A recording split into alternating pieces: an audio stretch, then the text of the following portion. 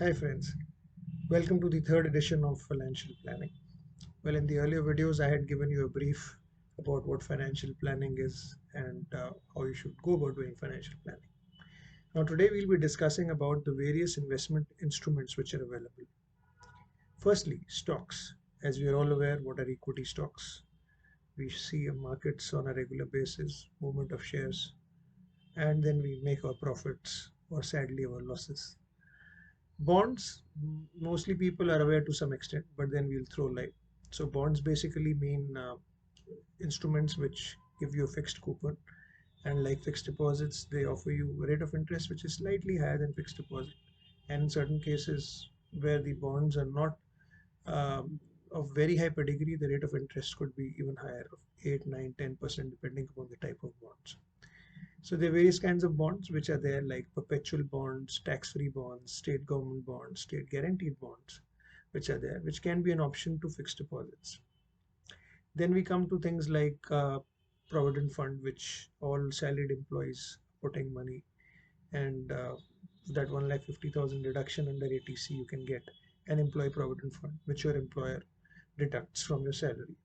Apart from this, then we have mutual funds, which fall under the category of equity and debt. Then we have property or real estate services which investors can put money. And of course, last but not the least, gold and other jewelry items as an alternate to all these investment avenues. So now I'll be touching briefly about how the most interesting aspect, which is equity or stocks, has performed. And we'll give you an idea that how popular this asset class is. So I have a small data of how the Sensex has performed since 1980. So the overall return of Sensex is about 16% compounded from 1980 till date. So right now it's about over 50,000 level for purpose of simplicity. So the overall return is 16%. But then there were various periods of highs and lows. So if you invested in somewhere around 2008, the great crisis was there. 2016 was again a crisis year. And of course, last year when the pandemic started in March, it was almost down 50% from today's level. So, what is the learning? The learning is if you had stayed invested all throughout this journey, you would have made that 16% return. But if you felt weak or somewhere you felt this is not the asset class, you would have been punished. But the caveat is you should choose the asset class depending upon your risk profile and ability to take overall risk. Now let's move to some other interesting aspects. I had discussed briefly about bonds. A lot of people ask me what should we go for. So the comparison is like bonds versus fixed deposits versus PPF. So you have to just consider the security of bond, which is a very important aspect. That means if it's a bond, it will have a medium security. Of course, fixed deposits would have higher security, and highest would be PPF. Then taxability, lower tax is there in bonds compared to fixed deposit, and nil in case of EPF.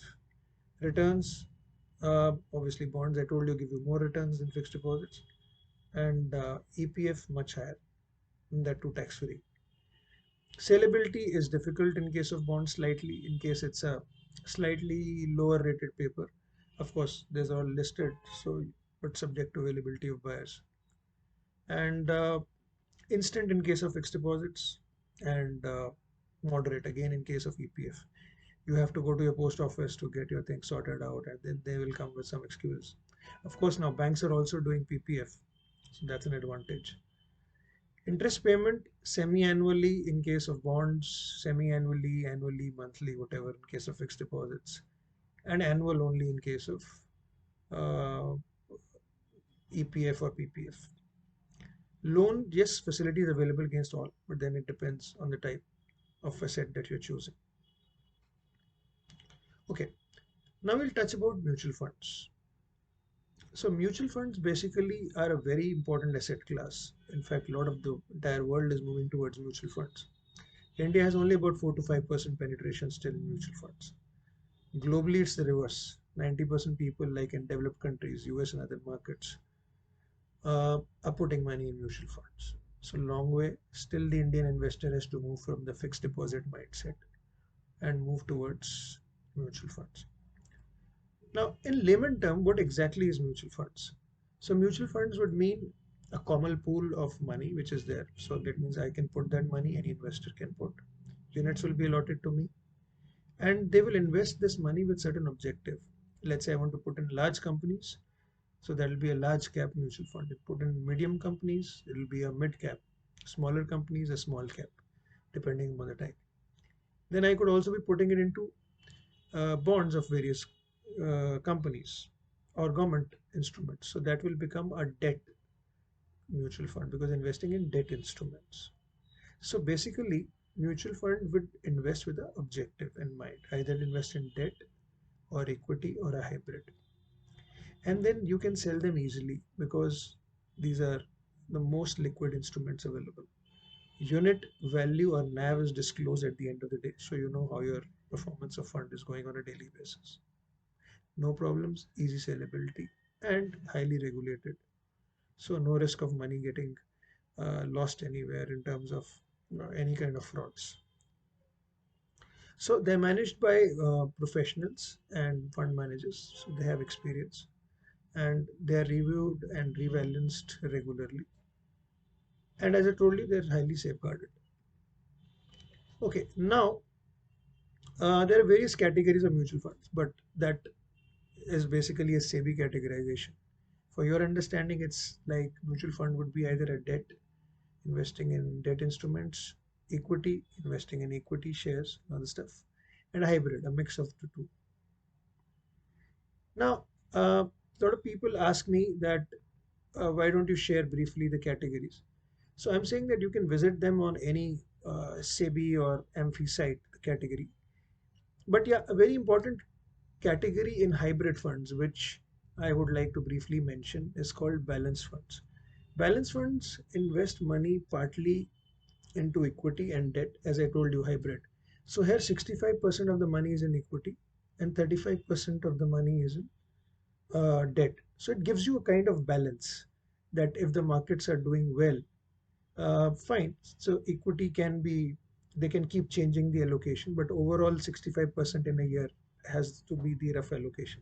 So your money is safe because debt will do well in certain situations. And if equity is doing well, debt if is not doing well, so it compensates each other. So they are one of the very popular category of mutual funds which currently people are doing, including in the current market scenario where it's slightly difficult to understand how to put money at these levels. Okay. Then in financial planning, we need to understand that the mode of investing is very important. Either you have money in one go, boss, in your hand, so we call it lump sum, you can invest. But most of us are salaried. So we have limited savings every month. So that gives us the idea of putting money systematically. So it's called systematic investment plan or SIPs, which are popular. Then you can transfer your money systematically from, let's say I have a huge reserve or made a liquid portfolio. I can keep transferring money from that to equity. It's called systematic transfer. And then let's say I have reached a retirement age. I already have 1 crore or 2 crores corpus. Then I can start withdrawing from that every month.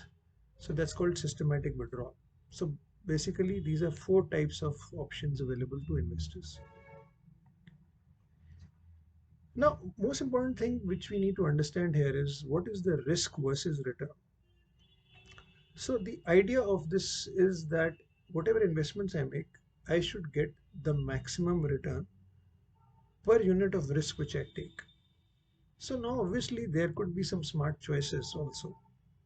For example, I could choose certain categories of instruments which will give me more return. At the same time, the risk will be lower. Or I could be in a bad choice where I could be having certain instruments which will give me lower return. At the same time, the risk is much more. So you have to identify these opportunities by studying in detail what are the options available. That's called a risk return analysis. How do you do that? Firstly, you need to understand how much risk I am able to take. For example, if I'm a conservative client, I can only put some part of my money into equity. So I'll be a conservative client, maybe percentage you can decide. If I'm slightly aggressive or moderate, I can put more money into equity. And I'm very aggressive, major chunk of my money can go into equity. So that's basically called investment profiling, as we call. So decide your investments according to your risk taking ability.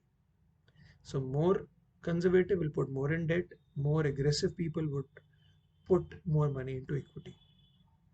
But the aim is to have the best risk adjusted return.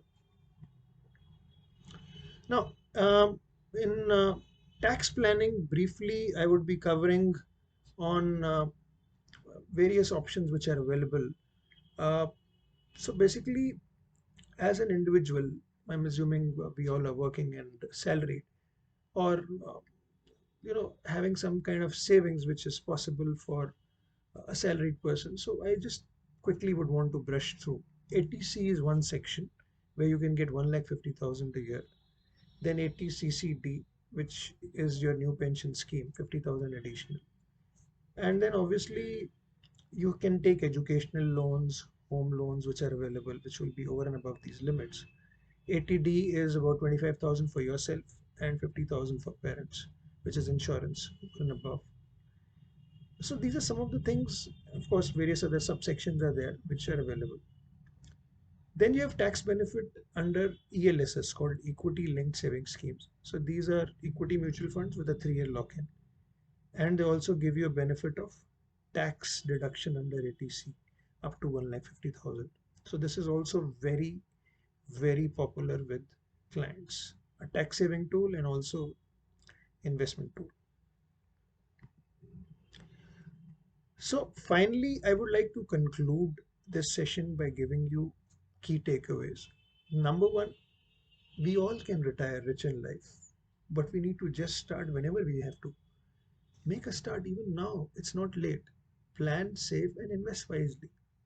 It's never late to start, but start. Number two, the earlier you start, the chances of making money and returns will be far better because of compounding. Equity is the long term wealth creator, and that has been proved endlessly. No other asset class can match equities as a return. 100 years data of US also proves the same. Basic knowledge is all that you need to start managing your finances. No rocket science is required. Small investments that you do regularly can make better returns and great fortunes in future. Power of compounding I've already explained. Asset allocation, that means having a mix of bucket of various assets would do the trick. And last but not the least, choose the most tax efficient investment classes. That's all I had to say. I hope you like these 3 session videos. Take it, incorporate it, and implement in your life. And I wish you all the best and have a very happy financial investing ahead. Thank you.